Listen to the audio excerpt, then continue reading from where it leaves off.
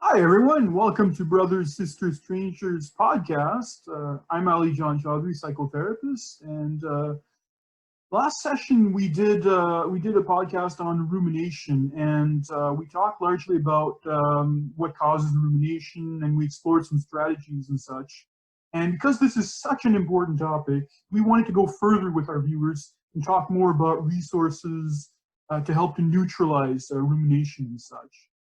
So my hope is that we'll be able to expand further today on these strategies with Fern and I. So yes. It's great to be here. I'm Fern Schumer Chapman, and I'm the author of the upcoming book, Brothers, Sisters, Strangers, Sibling Estrangement, and the Road to Reconciliation. I've actually reconciled with my brother after decades of estrangement.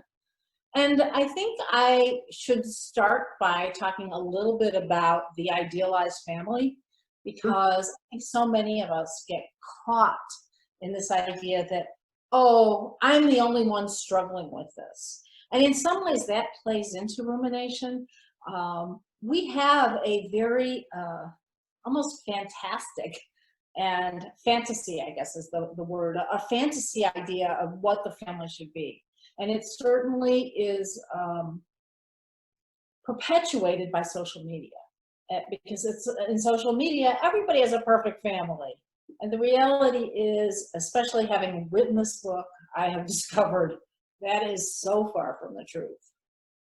I would agree, Fern. I think that this is such an important topic that I think goes hand in hand with rumination. The idealization of family is what creates a lot of people suffering because they're faced with the confrontation of having this image that's perpetuated constantly, as you said, through social media, especially because people cherry pick their experiences, they put them online. And that's just not the reality. That's just not how it is for a number of people um, that don't have that. So I think that again, the idealization of family is really something that needs to be looked at as a potential key towards the journey towards peace and empowerment with regards to sibling estrangement. Yeah, and I think social media plays a very big role in this because people are so busy projecting their perfect families. And then those of us who don't have perfect families, which is almost all of us, we have a sense of shame as we roll through those feeds because what's wrong with us? And that, I think, becomes this basis for rumination. What's wrong with me? Why can't I have a family like the ones I see on social media? And not Exactly. just like my friends or some other image of the ideal family. I agree. I think that that's a main issue, and I think that that's one of the things that needs to be worked on that can help people to gain more peace. And once you actually learn to redefine what family is within yourself, it changes your whole experience with regards to how you see your sibling estrangement and such. So definitely, it is a key towards well-being. So what you're really saying is we have this idealized definition of family, but we don't have to conform to it. Well, that's the thing, right? Who says we have to be that? Who says we have to somehow fit in this preconceived mold that was driven by society and that says this is how it is? It can be anything you want, you know. I mean, it's whatever you choose it to be, whatever choices you make according to what you think family should be. Is it blood relations? Is it people you choose? Is it pets? It could be many different things, you know, in terms of how you define the people that are close to you and that are part of your network. Should that be called family or be based on blood relations? I don't think so. Well, I want to say a little bit about my own experiences with rumination. And I did ruminate for a very long time. And I found a variety of ways to address it. And I know you're going to explore that in just a few minutes. Yes. But I really want to say that I got to the other side of it. So even though people who are watching this may feel like they cannot get out of rumination and they're held hostage to their own thoughts, you can get to the other side. And actually, I don't even have to use some of the tools anymore because I'm so far away from it. Now, one of the things we discussed previously, and maybe this is a good jumping off point for our discussion about how to manage rumination, is this idea of the third eye. And some of our viewers asked us to explain more. Really, the third eye for me is about watching and filtering my reactions. So I become more self-aware, and when I can catch myself from reacting in a certain way before I'm too far down the road. Hmm. Yeah, absolutely. And that is a great skill to develop, actually. And it's a good segue into how to calm the storm, as I put that.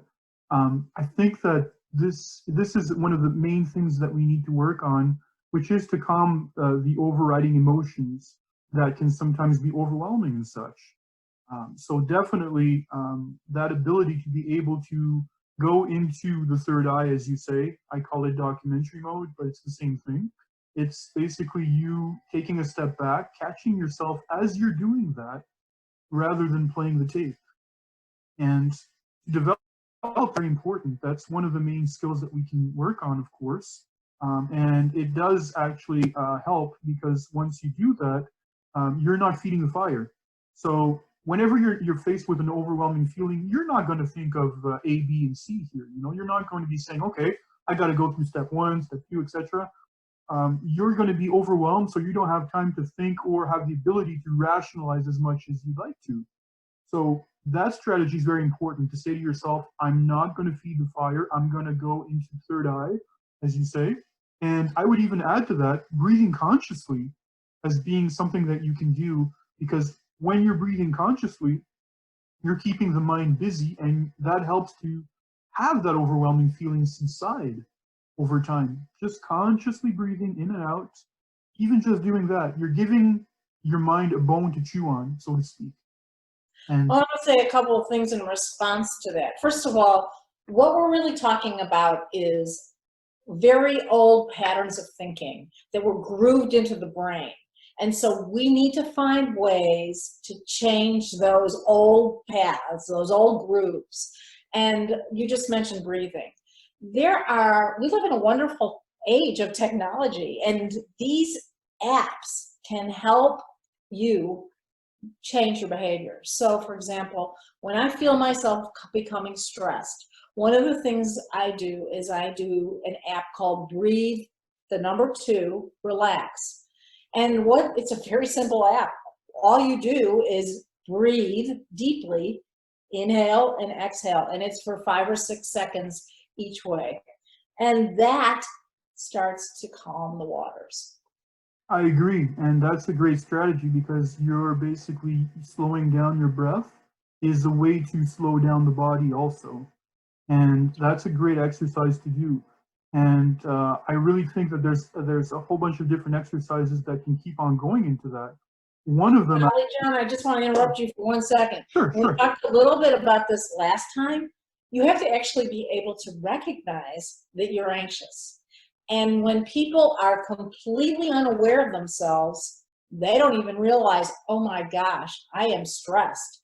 So I mentioned this last time. You have to ask yourself, again, that third eye, what happens to me when I'm stressed? Where do I feel it in my body? Do I feel it in my stomach? Do I feel it in my chest? yep, Do I feel it in my head? And hmm, so once you become aware of how those stressors interact with your body, then you can say, okay, I'm anxious. And then yep. the next step is to say, I can breathe to stop this. Exactly. So you need to make that association, which is really important. And once you do that, you're building a habit. And once you do it on a regular basis, then you're going to have more of the reflex of going into it. So that's the thing. Don't just put it on the shelf and say, I'll use it when I need it. No, no, use it right now. Use it on a regular basis. Make it yours until it becomes second nature. And then after that, once you do it, then it'll just happen naturally. You're going to have that ability to do that.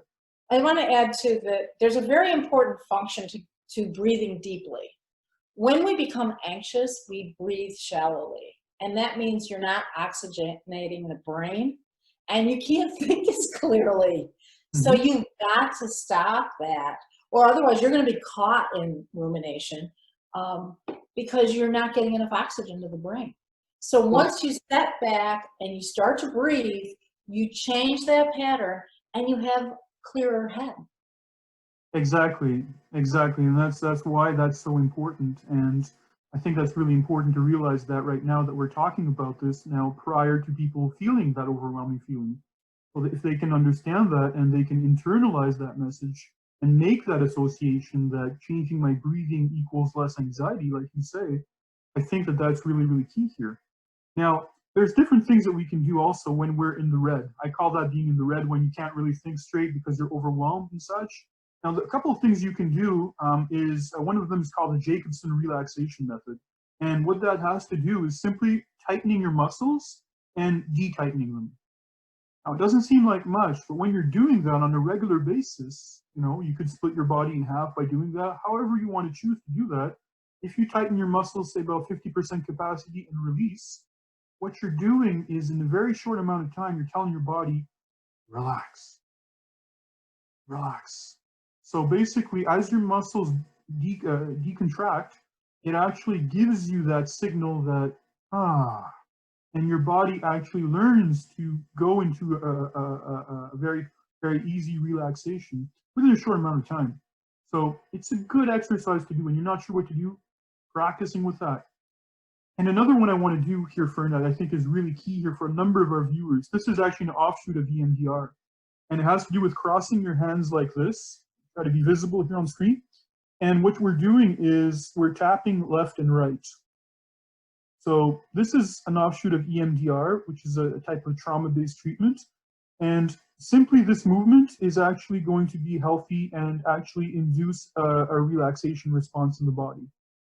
Now, I would suggest that people try not to think of anything as they're doing this. You don't want to you don't want to process difficult material in your own life without a qualified professional around you. But doing this for the sake of doing this, just as a simple exercise, is okay. So just doing this, you're going to feel a sense of warmth come up, and you're going to feel a sense of calm that washes over you. And some people report actually feeling more tired, sleepy a little bit after, and that's a good sign because it means your body is relaxing. So simple exercise, just left-right movement. Science seems to doesn't seem to understand 100% why that is, but just doing this left-right movement for about, I'd say, 3 to 6 minutes can be enough to promote a relaxation response in the body. When you're not sure what to do, this is a great one to do. So I suggest this to our viewers. I think I mentioned to you before that I had such high anxiety several years ago, somewhat tied to estrangement, that I absolutely had to find a way to exercise. And one of the funny stories of what happened as a result of my getting on the bike every day is that, well, first of all, I wouldn't get off the path until December in Chicago, and then I'd be right back on in March. And one of my neighbors stopped me one day and said, "Oh, I so admire your discipline. You're out here every day on the bike." And all I could think of is, yeah, the anxieties are chasing me out of the house so I can get the exercise I need to calm myself down. And Yeah, exercise really was the first step for me towards getting control of that anxiety and ultimately that rumination. sure, sure. And I would see how that would be very important. The doctors recommend people to do exercise to break negative thoughts and break depressive symptoms also. So if it's good for people that are depressed, it's good for people that are healthy also and don't necessarily have depressive symptoms per se. So all around, it's a great exercise to do, and it's your own time. It's your me time. It's your self-care moment where you're doing your own thing, and I'm certain that it gives you that sense of integration with yourself. And then related to apps, because there's so many great apps that can help well and promote well-being. The one that I actually really enjoyed for a while was Headspace. So Headspace is guided meditation. And meditating is not easy, but if you have somebody who's actually telling you what to do and how to do it, it's a whole lot more manageable. And I found Headspace helped quite a bit. It's an app that you can download, and the narrator tells you just what to do and how to do it. Those apps are very useful, yes. If you can find some of them and use them on your phone, then definitely it's a good thing, I would say, to practice that. So definitely, I would suggest in some ways that you can do that. Now, of course, there's another phase that I think is good for us to get into, which are more along the lines of using some mind tools, because we talked earlier about anxiety and such, and I think that with a lot of rumination, what that has to do is the notion of thinking for others. We tend to think for other people, and I think that that's something that we need to be careful of, because it is part of the recipe of rumination, where you attribute different thoughts to people. Oh, well, they must think I'm a bad person. Oh, well, they must think I'm stupid, or oh, well, that I somehow don't matter, etc., etc. So whatever type of negative content people can put in can sometimes be part of rumination, where if you're not careful, you can waste a lot of energy into putting other people's thoughts in their minds for them. I think you raised a really important point, and I think I alluded to it last time. And that is, many people don't recognize that they control their own thoughts, that they actually can control what they're thinking. They think that somehow those thoughts are the voice of God, and they're not. And you have to preserve your mental space and really be careful about what you think. It's the same idea as choosing happiness. You can choose your thoughts, and that is such an important component of well-being. I agree. I think that one of the strategies that we can use, of course, is to use that same drive with regards to rumination. That same level of intensity that can come on in some ways you can use. And an example of that is the fact that you can say, well, if I'm thinking of this, every time I think of this, well, I can think of that.